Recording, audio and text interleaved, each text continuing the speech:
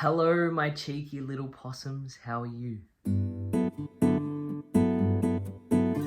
Hello, my darlings. I hope you're well. It is the end of November here in Australia, and so I thought it would only be fitting that I jump on here and fill you in on the month of November and what I plan to do to finish off the year in terms of reading. November was a really good month for reading, actually. It just felt effortless and books were just flowing and I was reading everything. I feel like I read sort of widely this month as well, which was really interesting and enjoyable. But yeah, what did you guys read this month? That is a question I have. And what do you plan to read going into December?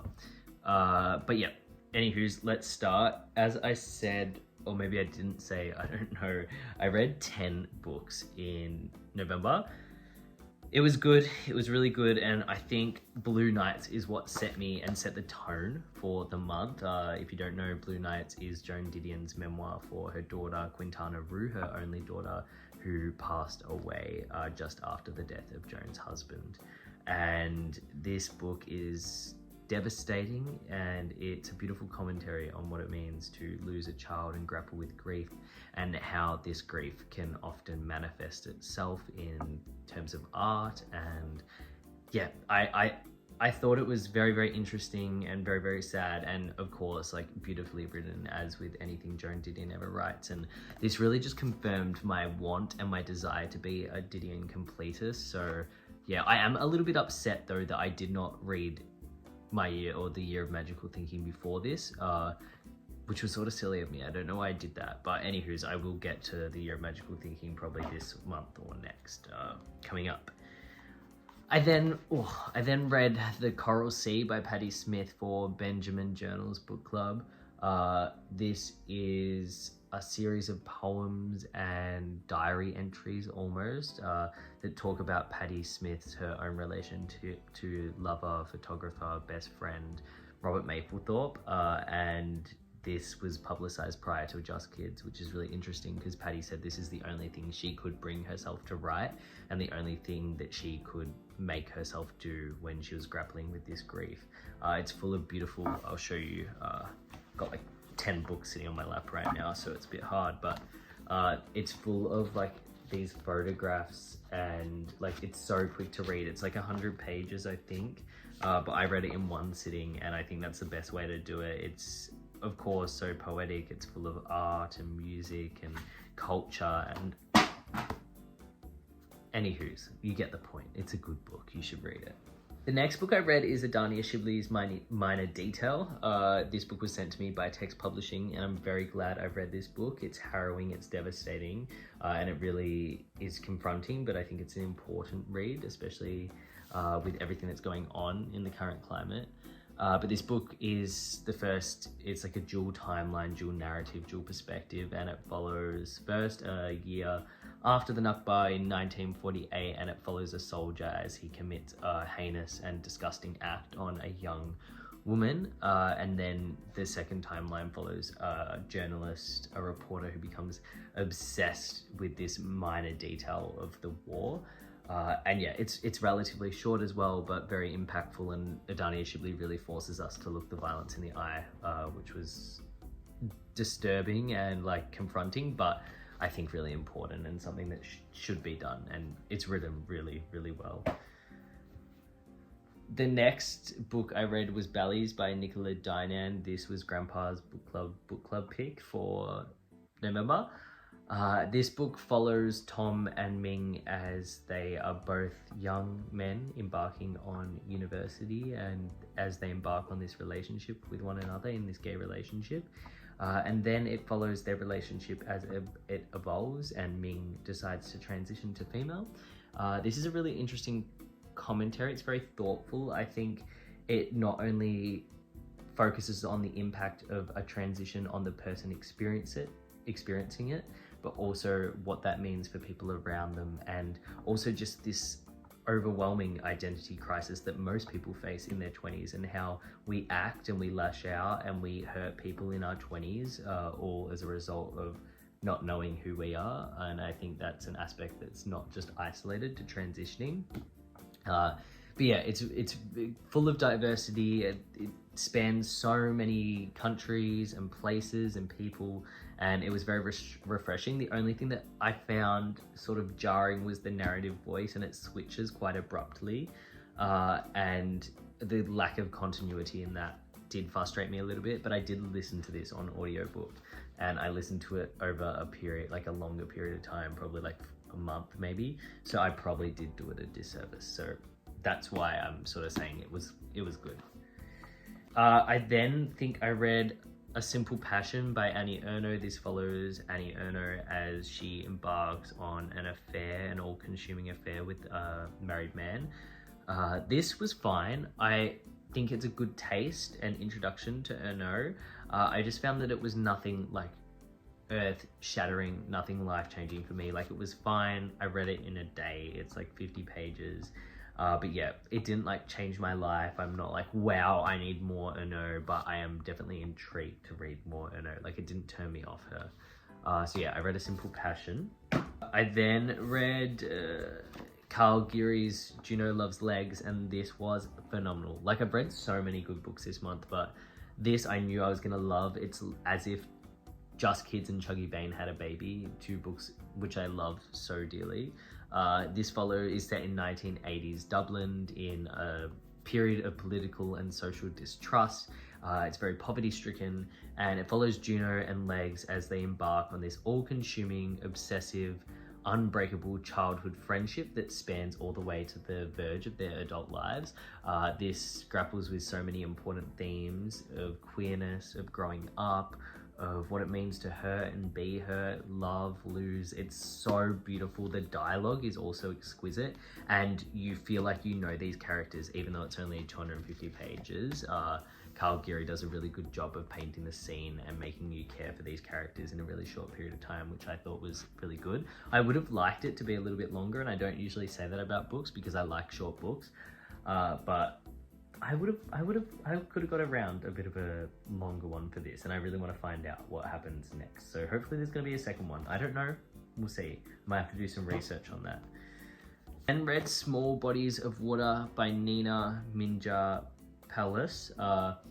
This is for Katie James Book Club. I really didn't enjoy this. I really struggled to finish it. I found the writing style to be quite difficult to engage in, and the content within it was sort of just like it just couldn't hold my interest. This is a memoir, and it spans multiple countries, multiple places, multiple languages, multiple people, but it all sort of centers and circles back to where our bodies belong and where is home, and what bodies of water can we call home, which is a really interesting concept, and I can understand why people would like this, but it just wasn't for me. Don't really want to talk about this too much. This was sent to me by the author. It's Homesick Ghost by Ethan O'Fallon. I've read this in one sitting in my bed. It's a collection of poetry, which apparently I thought was gay. It's not.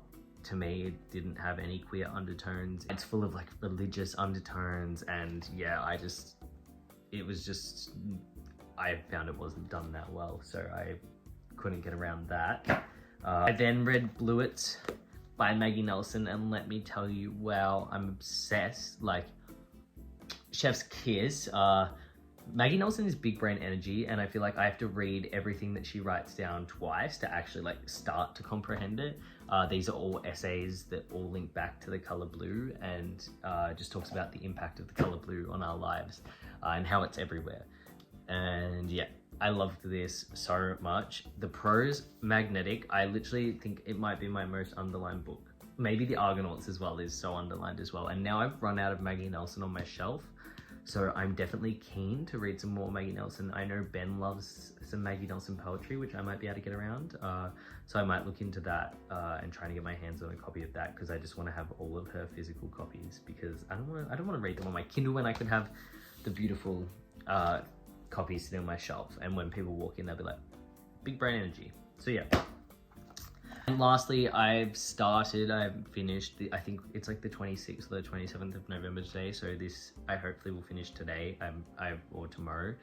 This is Paradise Rock by Jenny Haval. This follows a Norwegian exchange student who moves to a fictionalized town in Australia for university, and ends up moving in with this other woman and becomes infatuated with her. Apparently it's quite grotesque. I've only just started it. Disturbing, and yeah, it's full of like queer awakenings. So I'm pretty keen to read this. I think it's something different. I saw Saltburn, so I wanted something a little bit creepy. So yeah. So they're all the, how many books? 10 books that I read during the month of November. It was a really good reading month. And so now I want to talk to you about the books I want to get to during the month of December. I have picked out only 5 and 6, including an audiobook which I've already started and should finish during December. Because December's always busy and I feel like I always read less in December. So I'm going to take my 10 books for November, give myself a pat on the back, but not expect it for this month coming. And part of me, I think I'm up to like 75 books, and part of me wanted to try and read 100, but I was like, no, that's ridiculous. So maybe 85. No, probably not even that. Let's say 80, and I'm going to be so happy with that. Last year, I think I read 60 something, so I'm flying ahead. My goal was 52, so I'm pretty happy with that. But anywho's, the first book I want to finish is Boy Parts by Eliza Clark. I started this through the library's audiobook app. I just like having an audiobook on the go throughout the month. It just kills some time while I'm driving and doing little daily tasks. But this book follows a young woman who is put on sabbatical after an incident, and she is a photographer on the side. She's hustling, but she takes explicit photographs of men. And it is strange, and it's an unreliable, unlikable female narrator, which I love, because she's just so rude, but so quirky. And it follows her as she begins this sabbatical period, and she has an exhibition, and she embarks on this like relationship with this man that she meets at the supermarket, and it's really strange, but apparently it gives Saltburn vibes. So I'm looking for some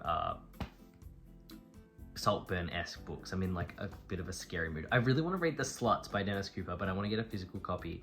Dennis Cooper, if you've read him, let me know if you think I'll like him, because the covers are sort of amazing, and I don't know, I've seen a few people recommending them around the place. So let me know what you think of Dennis Cooper below. And I noticed you might have seen my elbow here. Yeah, last night at my work Christmas party, and I ended up doing the WAP dance, and I obviously put my whole Badusi into it and got a bit of burn on the floor.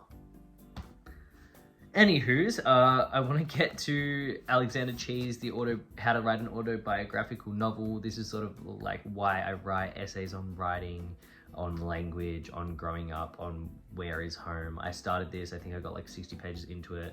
The prose is really good, amazing writer. It's talking about Annie Dillard, which I really love to hear about other writers and how they've influenced. And I just wanted to grow up in this period where he was going to university and being taught by Annie Dillard. I really want to get on the Annie Dillard train as well. So yeah, I hopefully can finish that. It'd be nice, because I don't want to leave it there for too long. I feel like if you start a book and then leave it, all hope is gone. Hopefully I might get to Devotion by Patti Smith. This is Patti Smith's Why I Write, the series that Yale publishes. There's heaps of different ones. Also another author I've been intrigued by, because I listened to a podcast with Maggie Nelson and Eileen Miles. And I know Eileen Miles has one of these, but if anyone's read Chelsea Girls, let me know, because I'm quite intrigued by that book and was thinking of picking up a copy. Then for another strange book that I think I might be sick of strange books after finishing Boy Parts and Paradise Rut, but Brutes by Diz Tate. This follows a group of young girls in Florida who become infatuated with the preacher's daughter, and apparently is very strange.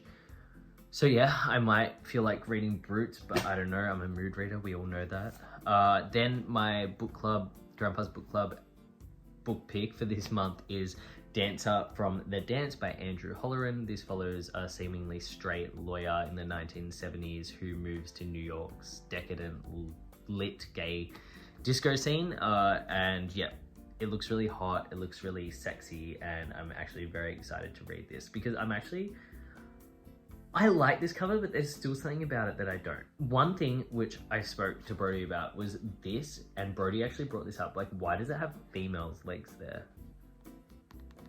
Shouldn't it be male legs? Anywho's. That was my only gripe with that, but I think it should be a good book. And lastly, I know I've been saying I want to read this for so long, but I actually want to get to it this month. It's Deborah Levy's Things I Don't Want to Know, the first part of her living autobiographical series. So hopefully I can get to this. Everyone probably knows what it's about. It's about womanhood, writing, but I really need to get on this train because I'm trying to set myself up so I can take some really good... I booked a trip to Europe next year, May 10th, I'm leaving. So any Europe suggestions, let me know. But I would really like to bring like the correct array of books, and I feel like reading like the second one could be really cute, quirky, or the third one on my trip. I don't know why. I think I saw Ben doing it in Greece, and so now I want to do it too because I love Ben. So yeah, they're all the books I read in November and what I want to read in December. What have you read? What do you want to read before the end of the year? Let's get it going in the comments. You can find all my socials below. There's a link tree. There's also my TikTok and Instagram, which are easy to get to. I've linked in my bio. But yeah, I hope you're well. I hope you're enjoying December and keeping out of trouble. And I'll talk to you soon. Toodaloo, guys. Bye-bye.